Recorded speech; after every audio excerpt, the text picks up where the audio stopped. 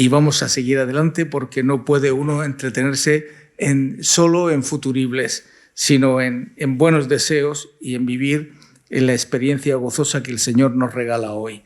Por lo tanto, tiene la palabra don Cristóbal Sevilla Jiménez, subdirector y jefe de estudios del Instituto Teológico San Fulgencio, que procede a presentar al ponente de esta apertura iba a decir de curso, pero no, de año, de fiesta.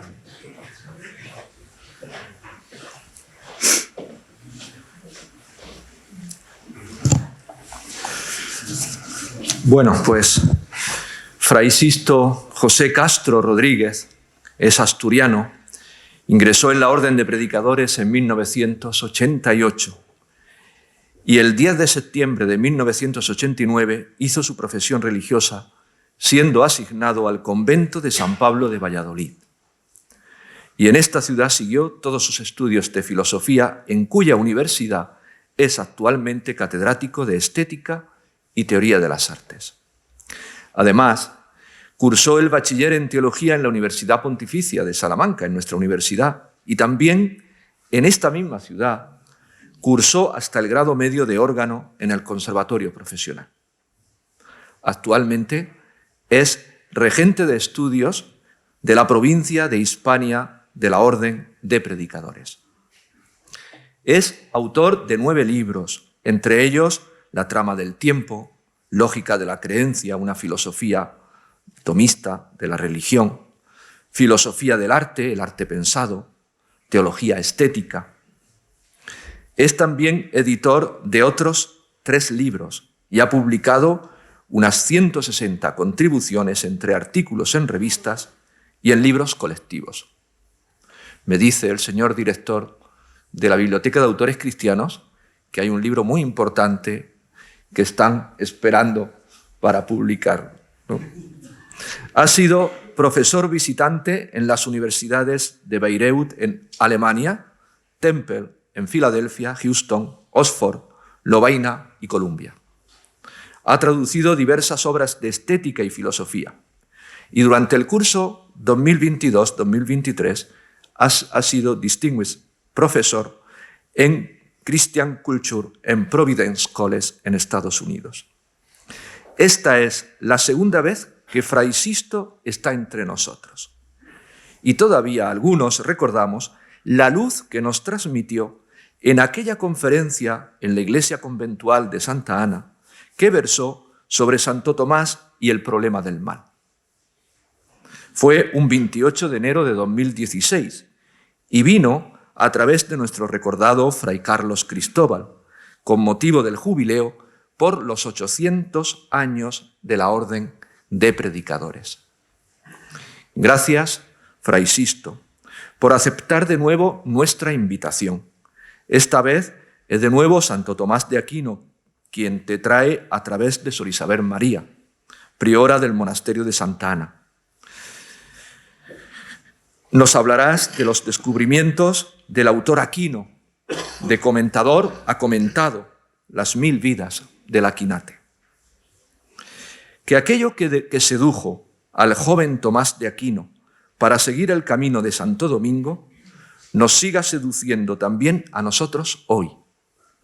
Tened caridad, conservad la humildad, poseed la pobreza voluntaria. Esta sigue siendo la condición primera para poder predicar el Evangelio. Excelentísimo obispo emérito, magnífico rector de la Ponti como la llamamos, yo también estudié en la Ponti, ilustrísimo director, amigos todos, pues estoy en el segundo jubileo ya. Vine en el jubileo de la Orden, estoy en el jubileo de Santo Tomás y no sé cuál será el tercero. Estoy pensando cuál puede ser el tercer jubileo en el que voy a volver. Tomás de Aquino es un pensador que para muchos autores, para muchos pensadores no es actual, que no es de nuestra época. Hay muchos académicos, de hecho yo he tenido muchos profesores cuando estudiaba filosofía en la Universidad Civil, que según relataban, pues habían sufrido el peso de la neoescolástica que dominaba el pensamiento español allá por los años 60 y 70 y aparentemente nunca se recuperaron de ello. Entonces, uno, cuando investiga las biografías de estos autores, ve que empiezan a estudiar a otros autores que más o menos podían ser bien vistos dentro del panorama filosófico, pero claramente ya no eran escolásticos, ¿no? Algunos de ellos es de justicia señalar que se metían contra el tomismo en general y contra la escolástica, pero salvaban al santo. Pero para la mayoría, hoy Tomás de Aquino no es un pensador así que esté en el sitio donde hay que estar. Y es muy interesante esto, cómo se genera una determinada concepción de dónde hay que estar. Pero bueno, ese es otro tema que no tiene cabida aquí, ¿no? Lo que yo sospecho es que estos profesores que estudiaron allá en los 60, por ahí, no estudiaron, me da la impresión, más que una versión un tanto, diría yo, un sucedáneo de Tomás de Aquino, ¿no? Porque Tomás de Aquino podría decir en cierto modo, es intemporal, pero en unas épocas ciertamente es actual y en otras deja de serlo y por razones muy diversas, ¿no? Bien, podríamos discutir mucho si es actual o no es actual. Es evidente que aquí para nosotros es sumamente actual, pero bueno, este no es el tema. Me interesa mucho más centrarme en el término autor, si es un autor actual, ¿no? Y la cuestión es que el autor Aquino, el autor Tomás de Aquino, es una especie de artificio retórico cuyos perfiles van cambiando con el tiempo y según vamos recibiendo a ese autor. Cada época, como se ha dicho aquí, si cada época tiene su concepto de Dios, es verdad que cada época tiene su concepto de Tomás de Aquino, ¿no? Y este autor Aquino solo parcialmente coincide con el Tomás de Aquino histórico, ¿no?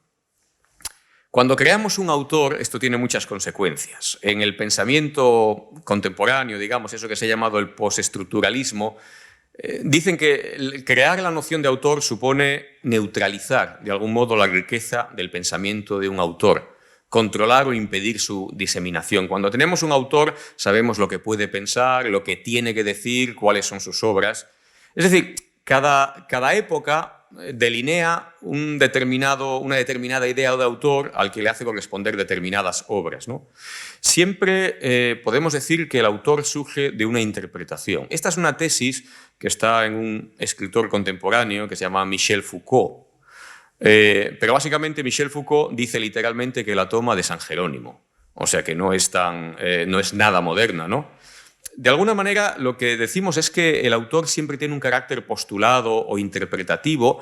A este autor siempre le asignamos textos, obras, intenciones, finalidades, en un proceso de construcción. Por tanto, como digo, este autor no se corresponde punto por punto con el personaje histórico, ¿no?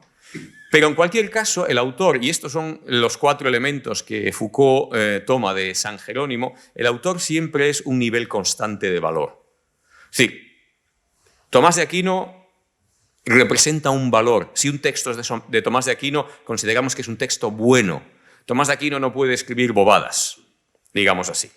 Es un campo de coherencia conceptual. Un autor, de alguna manera, siempre orbita en torno a las mismas cuestiones y, de alguna manera, podríamos decir de manera coherente. Si nos encontramos con un texto que se hace pasar por Tomás de Aquino, pero donde Tomás de Aquino dice lo contrario de lo que el autor Tomás de Aquino dice, sin más, descartamos ese texto, ¿no?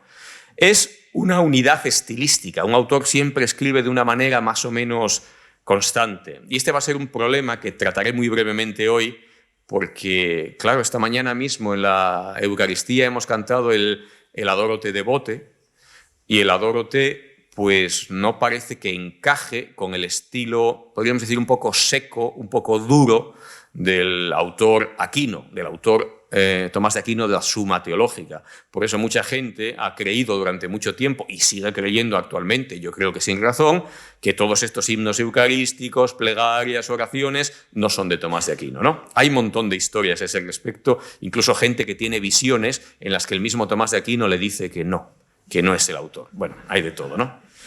Y finalmente un autor representa también un momento histórico definido, es decir, un autor representa una época concreta. Si nos encontramos con un texto donde nos dice que, no sé, que Lutero no sé cuánto, pues está claro que no es de Tomás de Aquino.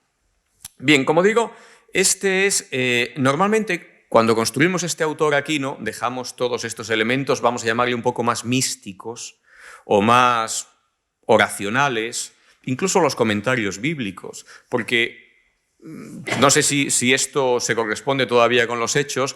Habitualmente se nos dice que Tomás de Aquino es un teólogo sin Biblia, lo cual no es en absoluto cierto.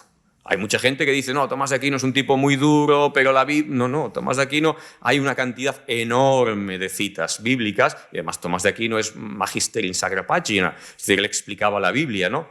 Y tiene un montón de comentarios, e incluso algunos de los últimos son sobre el comentario sobre el libro de Job, sobre lo que probablemente hablase hace 8 años, ¿no?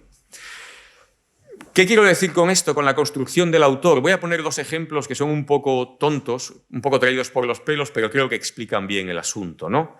Cuando pensamos en Newton, que es un personaje al que conocemos todos, que es el adalid del pensamiento científico racional, todo su trabajo en ideas religiosas, incluso en cuestiones alquímicas, sus escritos teológicos los hemos dejado de lado.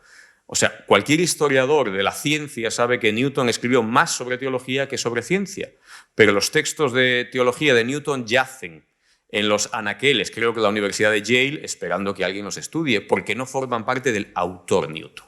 El autor Newton es un tipo que ha escrito pues, los Principia Naturalis Filosofia Mathematica y la óptica, pero no el tratado sobre el templo de Salomón. No, eso no forma parte del autor Newton, ¿no? Yo que soy muy cinéfilo, pues también pongo como ejemplo a Stanley Kubrick. Stanley Kubrick, probablemente lo conozcan, este cineasta, autor de Senderos de Gloria, de la chaqueta metálica, etcétera, La naranja mecánica, pues es un autor que hemos imaginado como un individuo que no se equivoca nunca, porque siempre repetía las tomas una y otra vez, 500 veces, y hacía falta hasta que elegía la que quería. De tal modo que cuando nos encontramos con lo que llaman los cineastas un error de continuidad, si ahora sale alguien con el hábito dominicano y después aparece con el hábito de un trinitario en la siguiente escena, lo que pensaríamos que en un director normal es que se ha equivocado, que se ha confundido. En Kubrick no, porque Kubrick no se equivoca nunca y todo lo que aparece dentro de sus películas consideramos que es intencional, ¿no? O sea, Kubrick, autor, no es Stanley, que era su nombre, el señor que se levantaba por la mañana y se peinaba el poco pelo que tenía. No tienen nada que ver. Una cosa es el autor, que en cierto modo es una creación ficcional. Bueno, pues con Tomás de Aquino pasa algo parecido. Tomás de Aquino también es hemos creado distintas imágenes de Tomás de Aquino. Cuando preguntamos por Tomás de Aquino, cuando preguntamos por su influencia, cuando preguntamos por los distintos autores que han constituido el pensamiento de Aquino, pues tenemos que preguntar cuáles son los efectos que tuvo. El mismo Tomás de Aquino en la Suma se pregunta que, hay que preguntarse 4 cosas cuando se trata de medir los efectos de algo. Si existe algún efecto, cuál es la forma del efecto, cuál es su intensidad y cuál es su duración. Entonces, lo que se trata de ver es cuál es la naturaleza de la influencia de Tomás, en qué grado se ha dado y en qué periodos de la historia, para comprobar cómo el autor de Aquino se ha ido conformando. Voy a ver brevemente un breve repaso por la historia de la recepción de Tomás de Aquino hasta llegar a nuestra época y ver, en último término, algunas de las consideraciones más actuales. Bueno, pues como se decía antes, aquel texto que había que decía, creo que era, no recuerdo cómo era el de la cosa empezó en Galilea, pero luego había un texto que llevaba este título, no recuerdo de quién era el texto, ¿no? Bueno, pues la cosa empezó muy pronto, ya en el... ¿Luis? Puede ser, así se llamaba el título. La cosa empezó en Galilea, bueno, pues la cosa empezó ya, podríamos decir, en Aquino. Probablemente, para ser más exactos, en París, en el contexto medieval, frente a la tradición franciscano-agustiniana. Creo que hay franciscanos aquí, ¿no? La tradición franciscana la encarna San Buenaventura. San Buenaventura es, el que representa esa tradición más platónico-agustiniana, mientras que Tomás de Aquino representa la tradición aristotélica, la de Alberto Magno, etc. Fíjense que esto es muy interesante porque en la audiencia general del miércoles 17 de marzo de 2010, Benedicto XVI considera que hay diferencias sustanciales entre el carácter místico del franciscano, de San Buenaventura, siempre en pos del bien, que parece que está ausente en el caso del dominico, que está siempre tras la verdad. Digamos que hay aquí una primera muesca en la talla del autor Aquino. Santo Tomás habitualmente lo consideramos como el personaje analítico. La Biblia es cuando se le canonizó, recuerdan aquello, pero ¿qué milagros ha hecho Santo Tomás? Cada una de las cuestiones de la suma es un milagro. Bueno, pues esto da un poco a entender el asunto, ¿no? Tomás de Aquino es un hombre analítico, un hombre que piensa mucho y desde luego no es el místico, que sí encarna a San Buenaventura.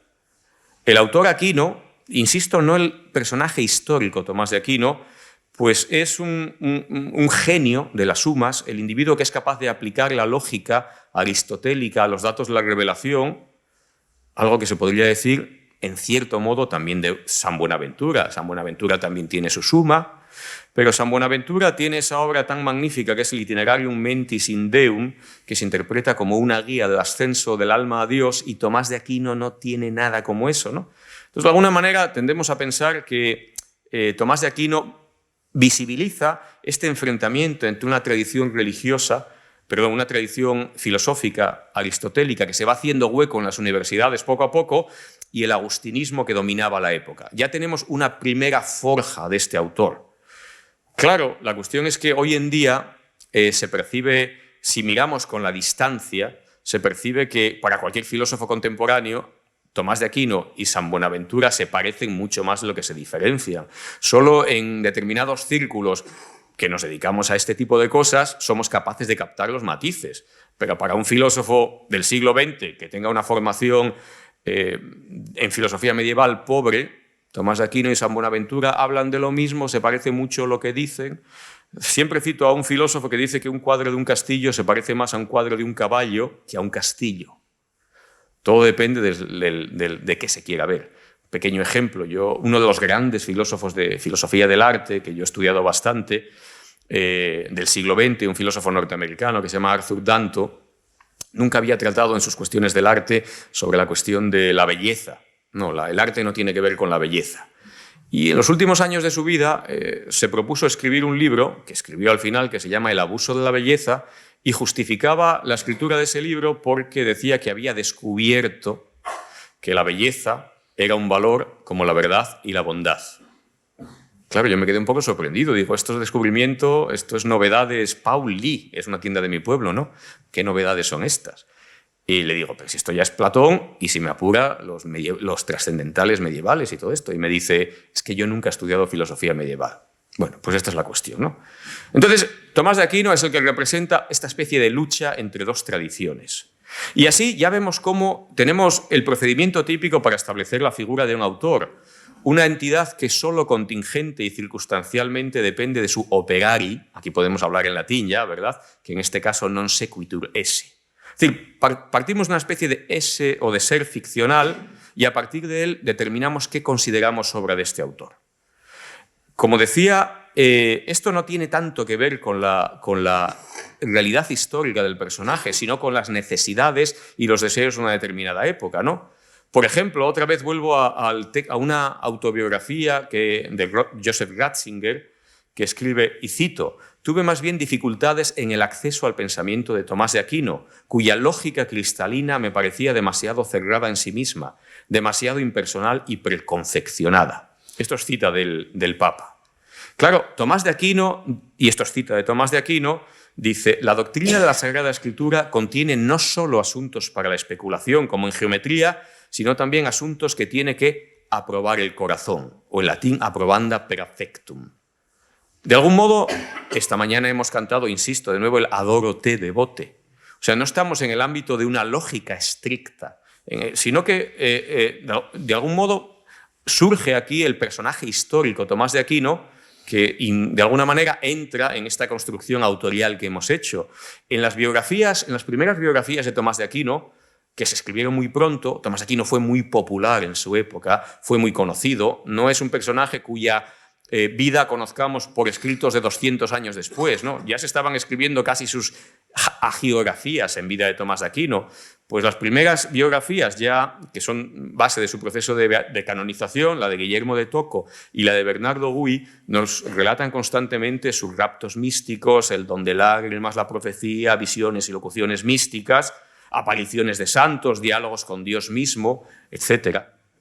Hay un hecho muy interesante que es una, digamos, aparición que acontece, probablemente la conozcan, a Tomás de Aquino cuando el Cristo le habla y el Cristo le dice: «Bene scripsisti de me, Toma, bien has escrito de mí, Tomás, quam ergo mercedem accipies», ¿qué gracia quieres? Y el de Aquino le responde: «Non aliam nisi te, Domine», o sea, no quiero otra cosa sino a ti, Señor. O sea, esto parece que no encaja con la idea esa del teólogo analítico olvidado de la experiencia que únicamente lo que hace es poner silogismo tras silogismo, ¿no? O sea, no es una respuesta, es una respuesta que suena más bien mística. Como digo, todo esto, o sea, en cierto modo, abandonar esta dimensión de Tomás de Aquino y construir este modelo del autor, pues nos lleva a olvidar, pues a dejar fuera todos estos textos. Estos de los que hemos hablado, los que estoy hablando, el Adoro te devote, el Tantum ergo, el Laudationem Salvatorem, como digo, hay gente que ha tenido experiencias místicas y ha tenido que preguntarle a Tomás de Aquino a ver si efectivamente eran suyos, porque el estilo, como digo, el autor es una unidad de estilo, es muy distinto. Bueno, los que defienden que son suyas dicen que Tomás de Aquino aprendió poesía cuando estaba en Monte Cassino, porque su estilo es muy distinto. Bien, en último término, es que los que estudian esto desde el punto de vista histórico-crítico dicen que probablemente o posiblemente sean de Tomás de Aquino porque la teología que se contiene en estos himnos es la misma que la que se contiene en la Suma Teológica. Es decir, nos vemos obligados a ceder al autor que hemos construido el privilegio de autentificar las otras obras. Si no, decimos, bueno, es que parece que no es el estilo, pero el contenido es el mismo, ¿no? Bien, como digo, todo esto acontece desde el principio. La primera oleada tomista tiene que ver con la defensa que la orden dominicana hace de Tomás de Aquino tras las condenas que el pensamiento de Tomás de Aquino sufre por parte del obispo de París, Esteban Tempier, y el obispo de Oxford, Robert Kilward-By, en el 1277. Ya saben, el obispo condenó una serie de 219 proposiciones, de las cuales 16, aunque no lo cita, pues eran claramente de Tomás de Aquino. Bueno, entonces esta historia es muy interesante, probablemente la conozcan, y aquí están nuestros hermanos franciscanos, alguno habrá, y se verá cómo de aquella pues había pequeños digamos, ¿cómo se dice?, pequeñas discusiones respecto a cómo interpretar correctamente a Tomás de Aquino. Los franciscanos empezaron a leer a Tomás de Aquino, pero escribieron unos textos que se llamaban correctori, o sea, los textos que tenían que leer los franciscanos para interpretar correctamente a Tomás de Aquino. Los dominicos consideraron que esos correctori eran corruptori, entonces escribieron los correctoria corruptori tome, o sea, para que hay que leer bien a Tomás de Aquino, no lean lo que han escrito estos franciscanos, ¿no? Bien, este debate interesante entre estas dos tradiciones tiene el valor de que se pule mucho al autor Tomás de Aquino y se presta atención a los aspectos novedosos del pensamiento de Tomás de Aquino. De no haber habido esta pequeña lucha inicial, probablemente Tomás de Aquino hubiese pasado más desapercibido. Pero esta especie de reivindicación de la novedad de Tomás de Aquino hizo que efectivamente se colocase en un primer plano, ¿no? Claro, cuando se canoniza a Tomás de Aquino en 1323, por eso estamos en uno de los jubileos, pues Tomás se convierte en el doctor angelicum, en el doctor communis, asumido por la orden dominicana y por la Iglesia en general como un modelo. Tomás de Aquino es inmortalizado por muchos autores de la época, entre ellos Dante. Se dice que la Divina Comedia es la Suma Teológica puesta en medios poéticos. Pero a Tomás de Aquino lo leyeron también los ortodoxos, lo leyeron también los judíos, ciertamente no como un teólogo de su tradición, sino como un comentarista de Aristóteles que no se dejaba seducir por la infección averroísta que estaba tomando París en esa época, ¿no? Entonces, tomamos aquí el primer periodo de Tomás de Aquino, como se ha dicho, como el comentador, el gran comentador de Aristóteles, que posibilita esta nueva aparición del pensamiento aristotélico en la Iglesia. Bien, Tomás de Aquino en el medievo pierde. De hecho, el mundo en el que vivimos es un mundo nominalista. Los nominalistas, Occam, Scotto y todas estas gentes, pues ganaron. Y nuestro mundo es un mundo nominalista, no porque lo diga yo, sino porque lo dice Hans Blumenberg, si han leído este texto que habla sobre el origen de la modernidad. O sea, la ciencia depende mucho del nominalismo, nuestras teorías políticas, éticas, dependen mucho más del nominalismo que del realismo que defendía, o realismo moderado que defendía Tomás de Aquino. Pero bien, independientemente de que suceda esto, posteriormente Tomás de Aquino, después de haber perdido esta batalla, vuelve a aparecer otra vez. Y la segunda aparición quizás sea en torno a los siglos XV y XVI. Como se ha dicho, la gran novedad es que Tomás de Aquino deja de ser el comentador para ser el comentado. En toda esta época, en el siglo XV, empiezan a aparecer los comentarios a Tomás de Aquino, ¿no?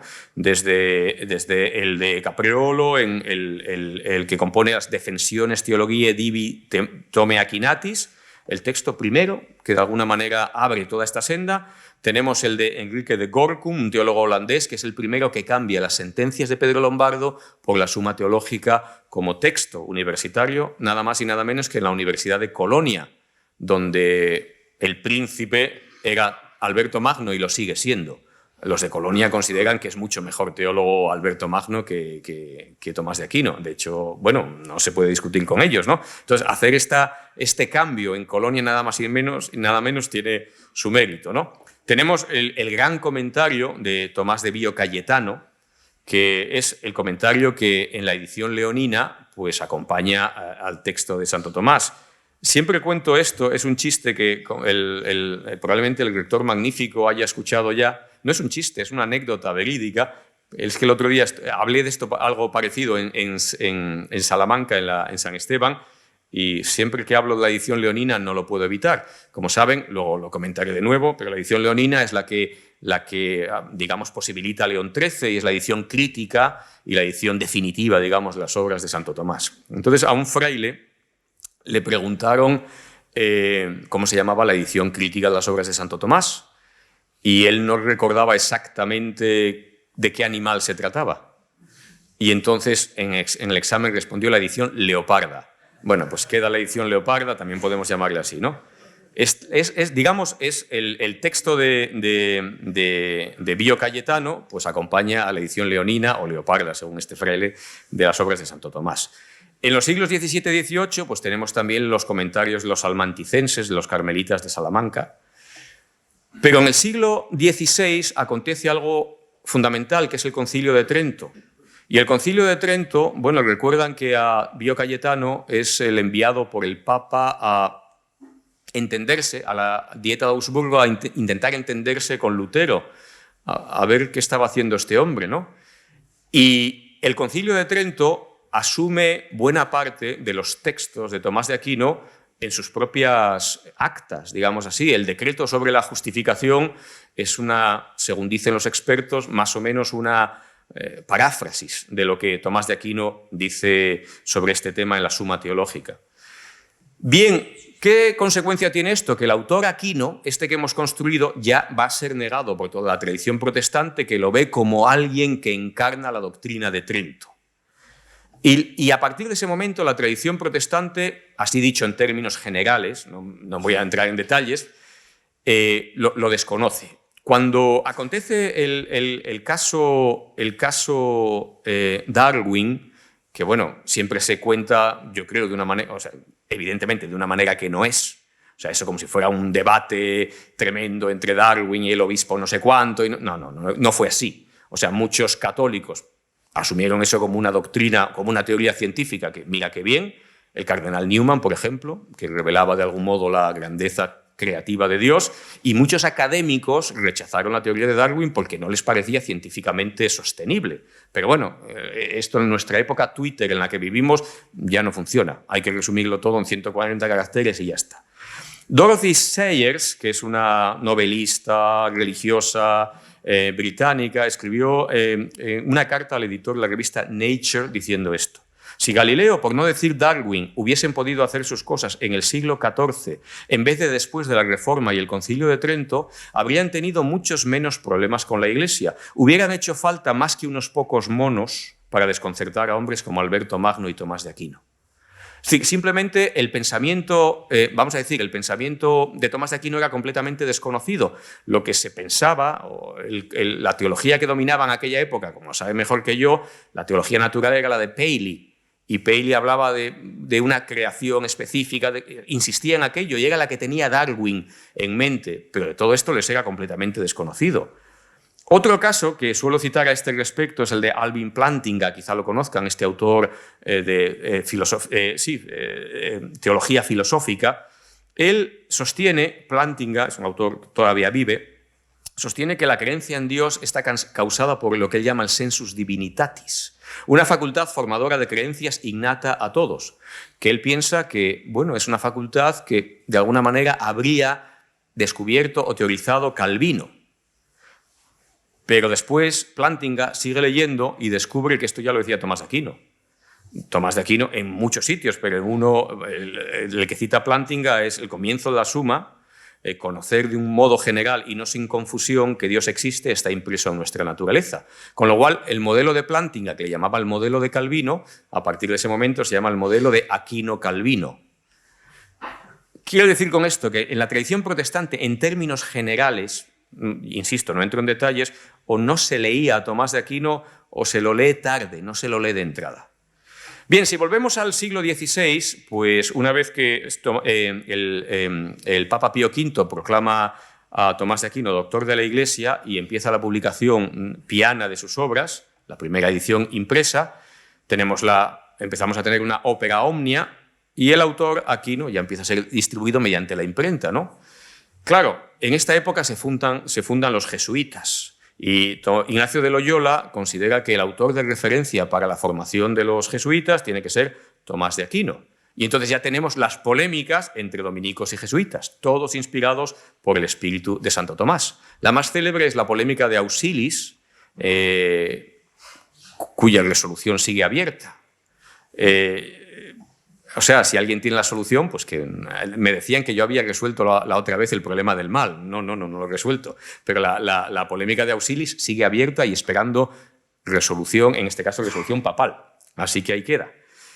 Otro elemento para la construcción del autor Aquino es interpretable ahora en sentidos prácticamente opuestos, si se me permite la expresión. Tanto Molina como Báñez pensaban que lo que decía Tomás de Aquino era eso. Y llegaban a conclusiones completamente distintas, ¿no?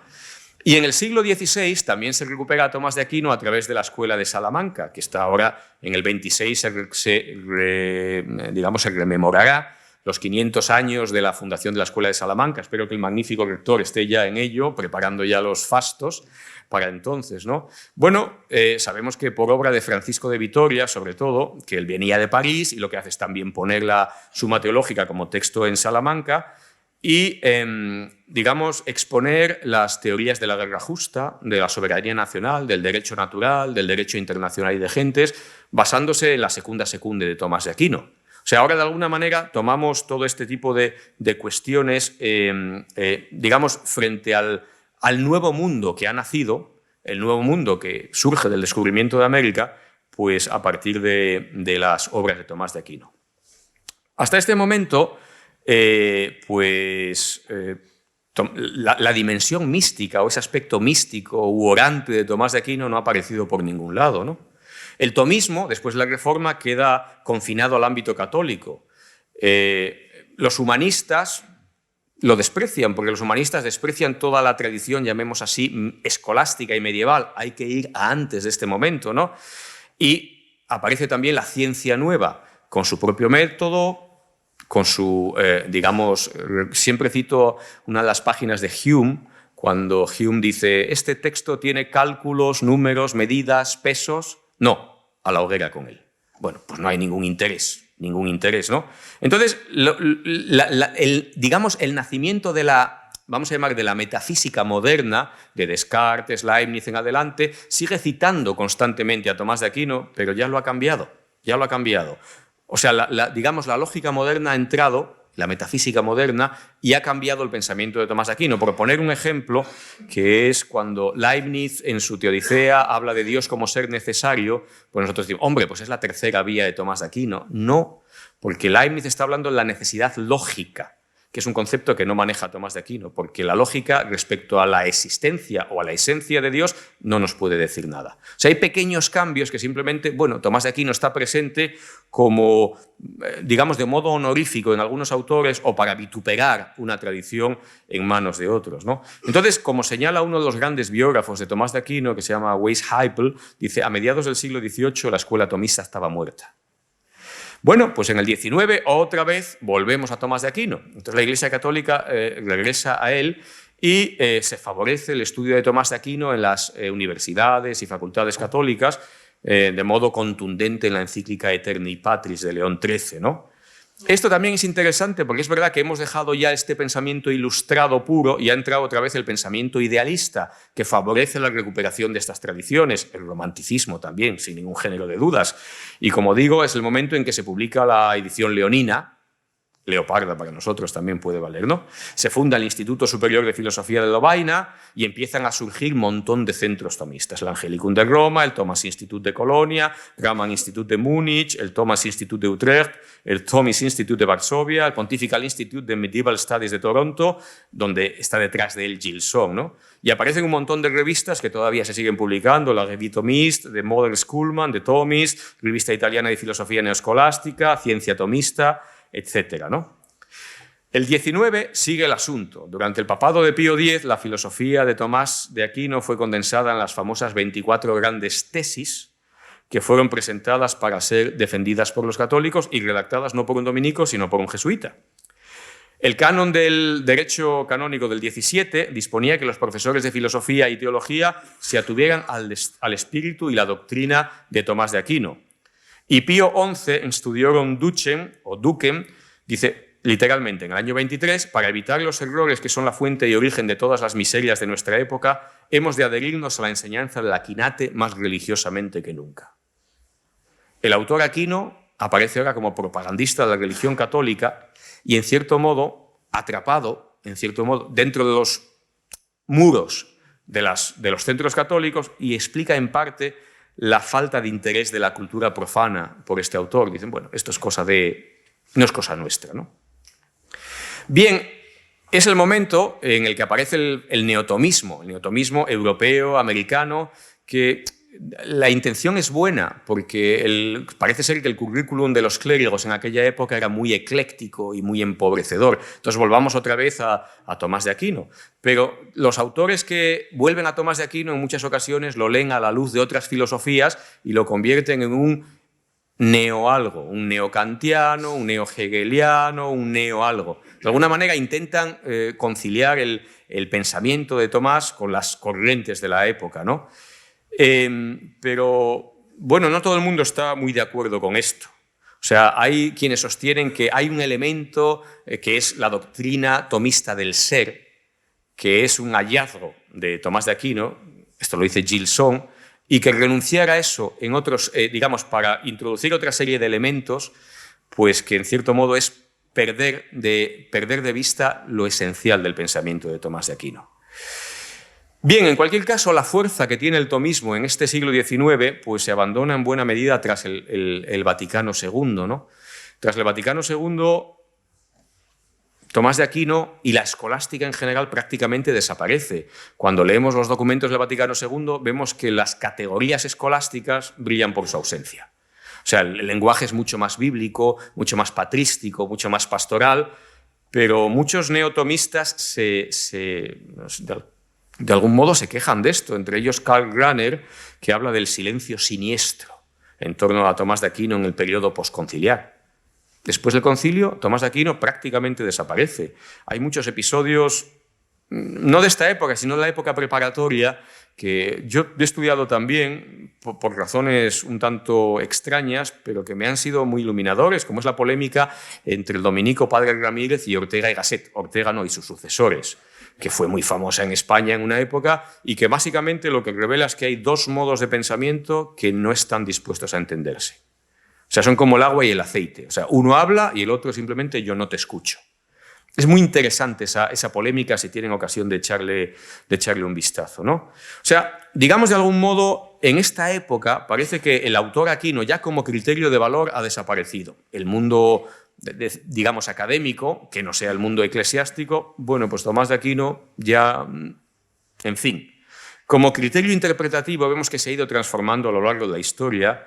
Está despiezado en múltiples comentarios, o sea, ya no hay una coherencia conceptual, ya lo hemos visto, ¿no? Incluso en las polémicas a Tomás de Aquino se le hace decir cosas contradictorias, ¿no? Y de algún modo, pues parece que queda esta unidad estilística, salvando lo que he dicho ya respecto a estos himnos eucarísticos y todas estas cuestiones. Bueno, voy a ir terminando en unos 5 minutitos para no alargarme mucho y no aburrir. ¿Por dónde va el tomismo hoy? Bueno, pues hoy hay otra revitalización. Por un lado está la continuación del tomismo histórico, eso que emprendieron Gilson, Cheny, Congar y estas escuelas dominicanas, sobre todo la escuela de Les Solchoir, esta escuela belga donde se formaron todos estos teólogos, ¿no?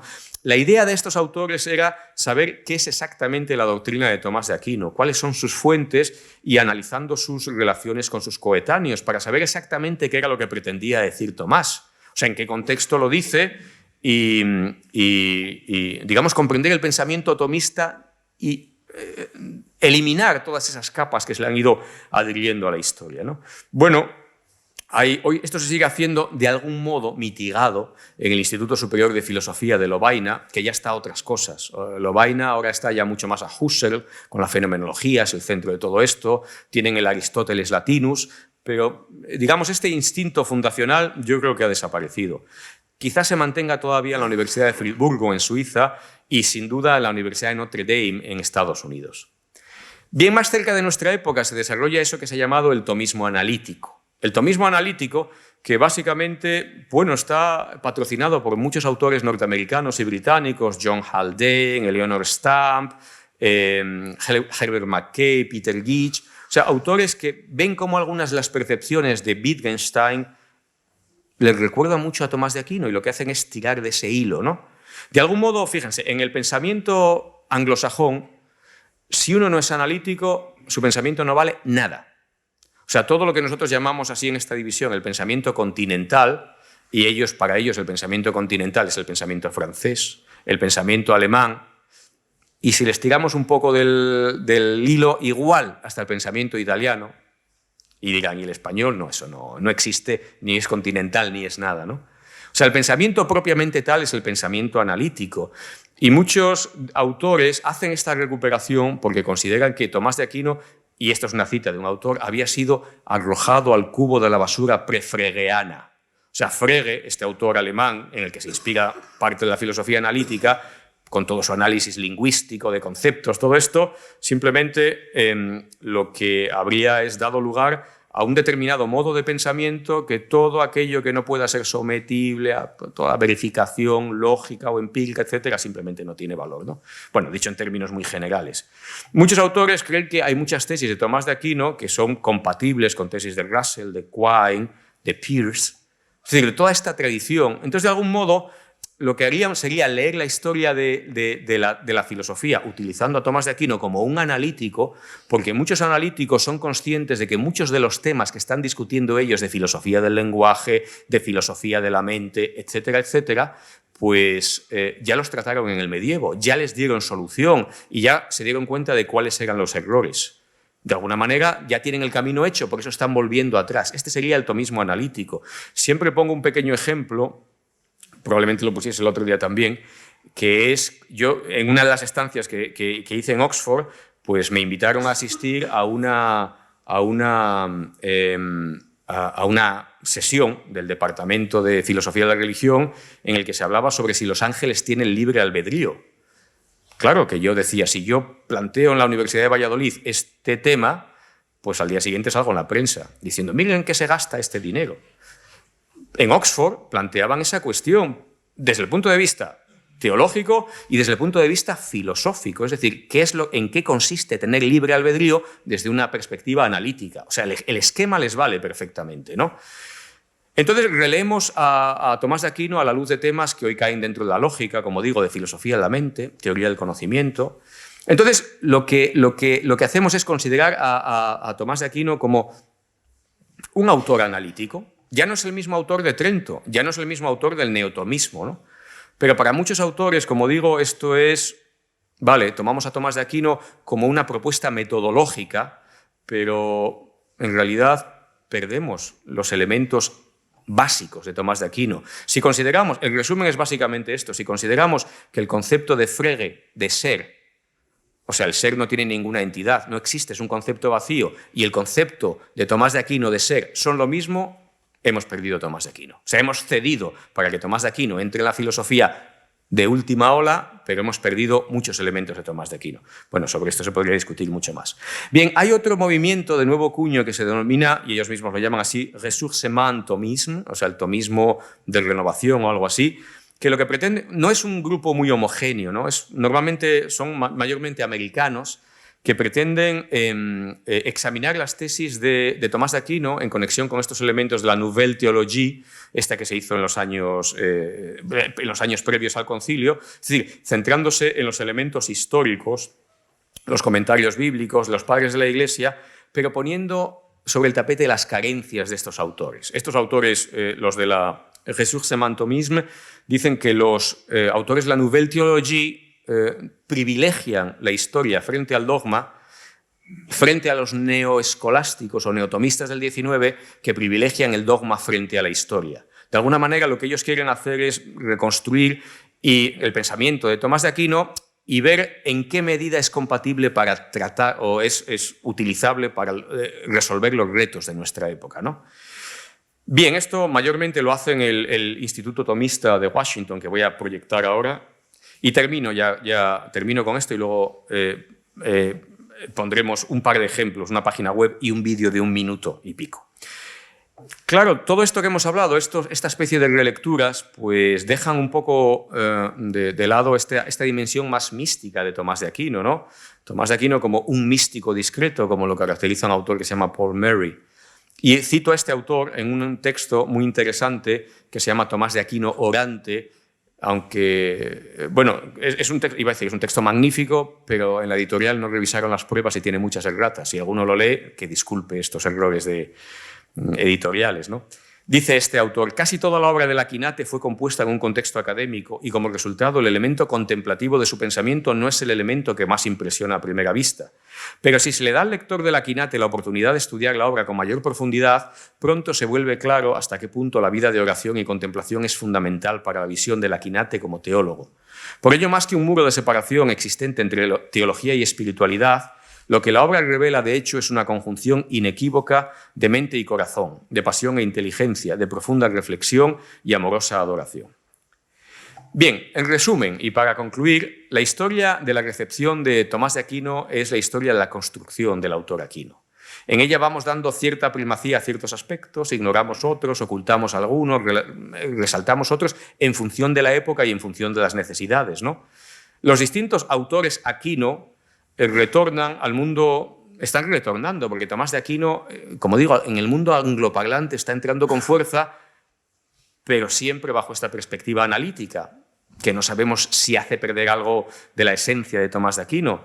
En el mundo del habla hispana también tiene gran influencia Tomás de Aquino, pero quizá no sabemos si ha llegado todavía el autor que lo haga hablar al Tomás de Aquino no tan construido, no lo sé.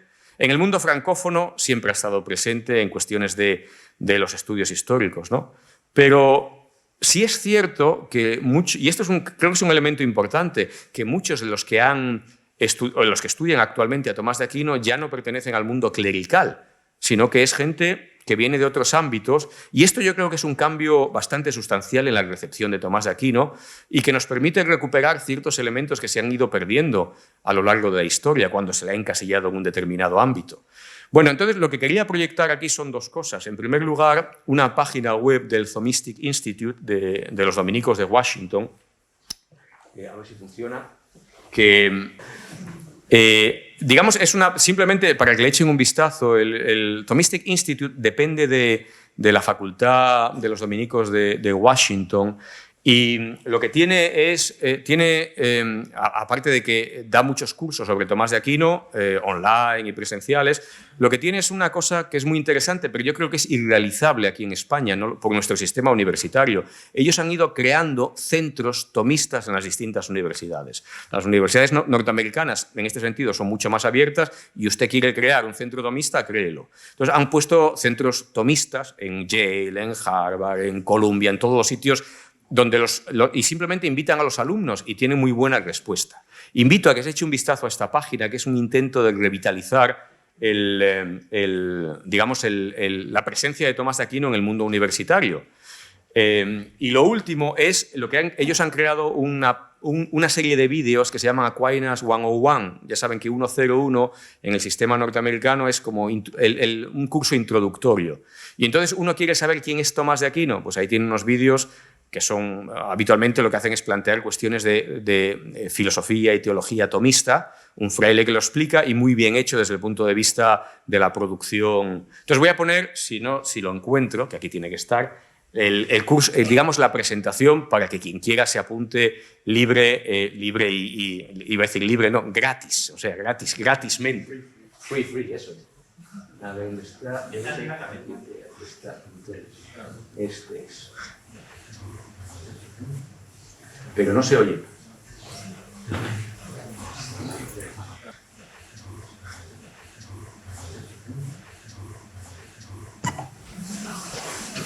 It can be hard to chart a course. We need a navigator. Ask questions about life. Who are we? Who is God? What is wisdom and how do we pursue it? And the world can seem chaotic, full of uncertainty and mystery. In a sea of conflicting voices and opinions, it can be hard to chart a course. We need a navigator, someone who can point us toward true north and guide us along the way. In this endeavor, many who have gone before us have looked to St. Thomas Aquinas. But why?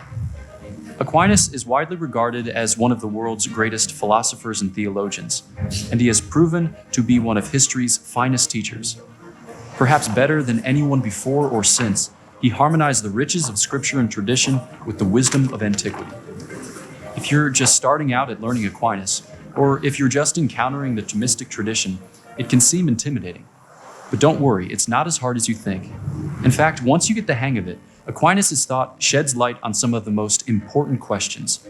You will even find that he has become your friend and a trusted guide in the ways of wisdom. The Thomistic Institute is here to help you make sense of his teaching and to follow him on his own terms, and in the process, to come to know more deeply the great Catholic and Christian intellectual tradition. Welcome to Aquinas 101. Aquinas 101 offers a series of videos designed to help you engage with the truth as Aquinas presents it. We'll break down who St. Thomas is, his works, and his vocabulary, and we'll do a careful walkthrough of the Summa Theologiae. Over the course of these videos, you'll learn about topics ranging from creation to the last things, all with an eye towards God who gives light to our minds. So sign up for a video course, and let's get started. Bueno, pues esto es un ejemplo de las cosas que se están haciendo contemporáneamente. Es algo que tiene mucho éxito a nuestro nivel. Creo que tiene algo así como 100.000 suscriptores, lo cual no es nada en Internet. Y cuando dices que tenemos 100.000, digo ya, pero el Gangnam Style alcanzó 5.000 millones, ¿no? Entonces, los números, como han dicho, los números son los cuernos del diablo. Pero aún así, Tomás de Aquino sigue teniendo vigencia y sigue resultando un personaje atractivo. Así que les invito a que no abandonen nunca esta tradición. Muchas gracias.